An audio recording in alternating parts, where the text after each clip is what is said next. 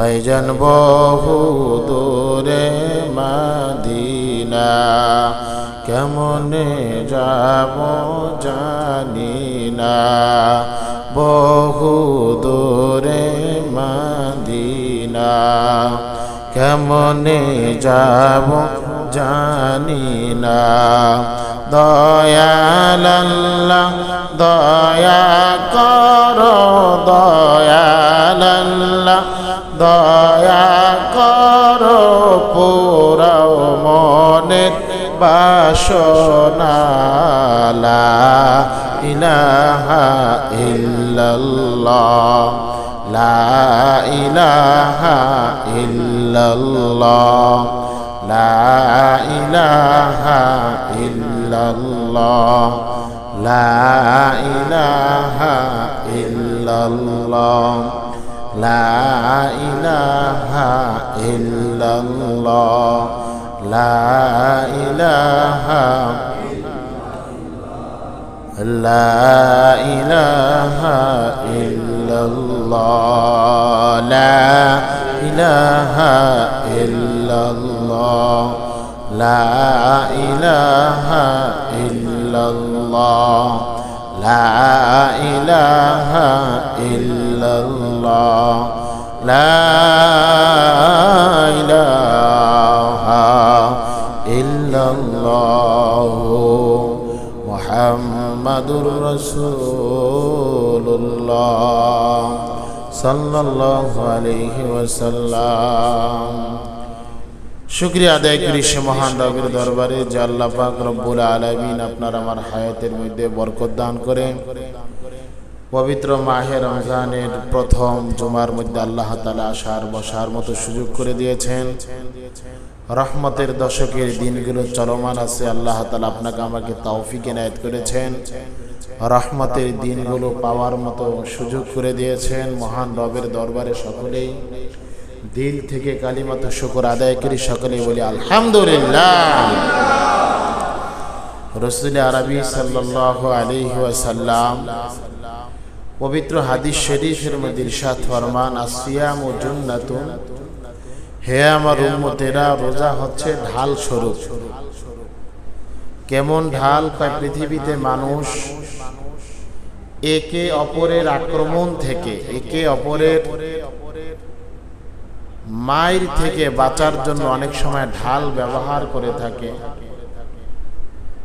কয় ঢাল ব্যবহার এই জন্যই করে যাতে করে শত্রু পক্ষের আক্রমণ তার দেহের মধ্যে আঘাত হানতে না পারে, তার শত্রু পক্ষের, তার বিপরীত পক্ষের আক্রমণ তার দেহের ভিতরে যাতে করে আক্রান্ত না হতে পারে, এই জন্যই ঢাল ব্যবহার করা হয়।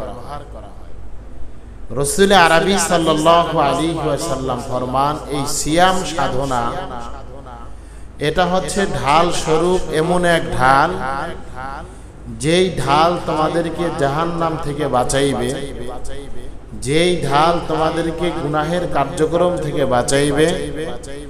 এই ঢালকে যদি তোমরা সঠিক রাখতে পারো, ঠিক রাখতে পারো, তাহলে এই সিয়াম নামক এই মহান ইবাদত তোমাকে জান্নাত পর্যন্ত পৌঁছে দিবে। বলেন না সুবহানাল্লাহ। আল্লাহর রাসূল বলেন, এই ঢাল যখন নষ্ট হয়ে যায়, যেমন পৃথিবীতে আমরা যে ঢাল দেখি অপরের আক্রমণ থেকে বাঁচার জন্য ব্যবহার করা হয়, এখন যদি আপনি যেই ঢাল ব্যবহার করে নিজেকে বাঁচাইবেন, এই ঢাল যদি নিজেই নষ্ট হয়, আক্রান্ত হয়, ক্ষতবিক্ষত হয়, যেমন ঢালের হাতলটা ঠিক নাই, ঢালের কোনো একটা সাইড ভাঙ্গা, অথবা ঢালের মাঝামাঝি অনেকগুলো ছিদ্র, তাহলে এই ঢালের মাধ্যমে আপনি বসেন, সুন্নতে সময় দেওয়া হবে, বসেন বসেন।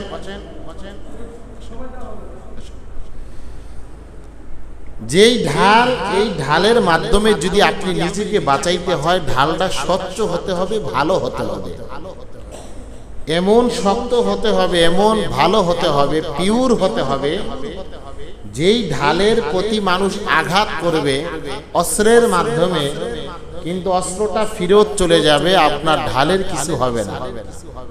আর আগের থেকেই যদি আপনার আমার ঢালটা নষ্ট থাকে, তাহলে এই ঢালের মাধ্যমে ওপেনলি যখন শত্রুপক্ষ আপনাকে আমাকে আঘাত করবে, এই ঢালকে ছিদ্র করে, ঢালকে ত্যাগ করে ওই বুলেট অথবা অস্ত্র আপনার আমার দেহের ভিতরে আঘাত আনবে, শরীর থেকে রক্তক্ষরণ হবে, মৃত্যুর দিকে ঢলে পড়ার সম্ভাবনা আছে।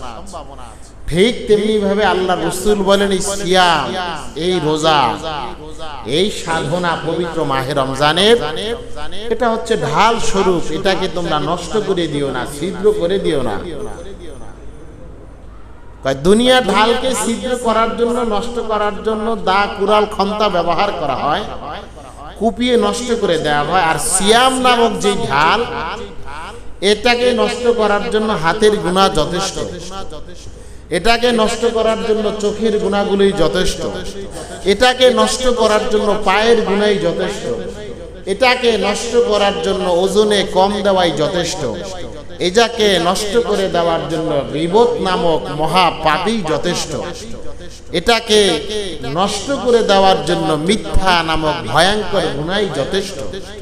কই গুনাহগুলো যখন হতে থাকবে, হাতের গুনাহ, পায়ের গুনাহ, চোখের জিনা, অন্তরের মাধ্যমে বিভিন্ন খারাপ পরিকল্পনাকে বাস্তবতার রূপ দান করার জন্য পরিকল্পনা করা, কই এক একটা গুনাহ আপনার আমার রোজা নামক যে ঢাল, জাহান্নাম থেকে বাঁচানোর যে ঢাল, এই ঢালটাকে নষ্ট করে দিবে, ছিদ্র করে দিবে। বিভিন্ন ধরনের নষ্টর দিকে আপনার আমার এই ঢালটাকে এগিয়ে নেওয়ার জন্য এই গুনাহ নামক কর্মগুলোই যথেষ্ট হয়ে যাবে। মুহতারাম হাজিরিন, আলোচনা বুঝার চেষ্টা করেন। দেখেন, আমরা অনেক সময় দেশ গ্রামে যাদের বাসা বাড়ি, আমরা অনেক সময় দেখি, অনেক সময় বর্ষাকালে আমরা নৌকা ব্যবহার করে থাকি। এই নৌকাটা বর্ষার পানি আসার পূর্বেই এটাকে বিভিন্ন ধরনের মেরামত করা হয়। এক বছর ব্যবহার করার কারণে কোথাও তক্তা ছুটে যায়, কোথাও ছিদ্র হয়ে যায়, অথবা বিভিন্ন সমস্যা দেখা যায়, যে সমস্যার মাধ্যমে নৌকার তলদেশ দিয়ে নৌকার ভিতরে পানি প্রবেশ করে। এই জন্য দেখা যায় যারা নৌকার মাঝি আছে, তারা এই নৌকাটাকে রিপেয়ারিং করে। যেখানে তক্তা ছুটে যায়, তক্তা লাগায় দেয় নতুন ভাবে। যেখান দ্বারা ছিদ্র আছে, বিভিন্ন ধরনের মেডিসিন আলকাতরার সাথে মিশ্রণ করে, যেটাকে আমরা ধূপ বলি, এই ধূপ ব্যবহার করে ছিদ্রগুলোকে বন্ধ করে দেওয়া হয়। একটাই টার্গেট, বর্ষাকাল আসার পূর্বে আমি আমার নৌকাটাকে রিপেয়ারিং এমন ভাবে করব যাতে করে বর্ষার ভিতরে যে সমস্ত কার্যক্রম আছে, এই কার্যক্রমগুলো আমি আমার বাসা থেকে বাজারে যাব, গরুর জন্য খাবার ক্রয় করব, গরুর জন্য খাবার ক্ষেত থেকে কর্তন করে আনব, যাতে করে এগুলোকে ভালোভাবে আনতে পারি। এই জন্যই এমন ভাবে নৌকাটাকে রিপেয়ারিং করে, যাতে করে নৌকার তলদেশ দিয়ে পানি উঠতে না পারে। ঠিক তেমনি ভাবে এই মাহে রমজানটা এমন ভাবে আপনাকে আমাকে গঠন করতে হবে, বাকি 11টা মাস যাতে করে সুন্দর পথে চলতে পারি, নেকের পথে চলতে পারি, গুনার পথকে ছাড়তে পারি, চোখকে হেফাজতে রাখতে পারি, হাতকে হেফাজতে রাখতে পারি, পাকে হেফাজতে রাখতে পারি, আমি আমার পরিবারের সদস্যগুলোকে কোরআন এবং সুন্নাহর পথে পরিচালিত করতে পারি, সন্তানগুলোকে নেক কাজের প্রতি উদ্বুদ্ধ করতে পারি। নৌকা যেমনি ভাবে ছিদ্র হয়ে যাওয়ার কারণে ওটার মাঝি সহ ওটার মধ্যে যে সমস্ত পণ্যগুলো থাকবে, এই পণ্যগুলো নষ্ট হয়ে যাওয়ার সম্ভাবনা থাকে, ঠিক তেমনি ভাবে মাহে রমজানের ইবাদত, মাহে রমজানের সিয়াম সাধনাগুলো যদি আপনার আমার কোরআন এবং সুন্নাহ ইখলাস পূর্ণ না হয়, তাহলে ওই নৌকার মতোই পানি উঠবে, পণ্য নষ্ট হয়ে যাবে। আপনার আমারও রমজানের প্রস্তুতির মধ্যে যদি ঘাটতি এসে পড়ে, রমজানের সিয়াম সাধনাগুলো যদি গুনাহ দ্বারা মিশ্রণ হয়ে যায়, তাহলে বাকি 11টা মাস দেখা যাবে আগের মতোই, যেই সেই আমার সাধনা কোনো কাজে আসলো না, আমার সিয়াম সাধনা, আমার অনাহার, আমার ক্ষুধার্ত থাকা, এগুলো সবই কেমন যেন বৃথা চলে যাচ্ছে। এই জন্য মহতারাম হাজরিন, আল্লাহ তাআলার নিকট দোয়া করব, সিয়াম সাধনাগুলো আমরা এমন ভাবে পালন করব এবং দিলে দিলে দোয়া করব, নিয়ত করব বাকি 11টা মাস যাতে করে আমরা সঠিক পথে চলতে পারি, আল্লাহ এবং রাসূলের পথেও আমরা যাতে করে চলতে পারি, সেই দোয়া সেই কামনা করব ইনশাআল্লাহ। আল্লাহ পাক কবুল করুক, সকলে বলুন আমিন।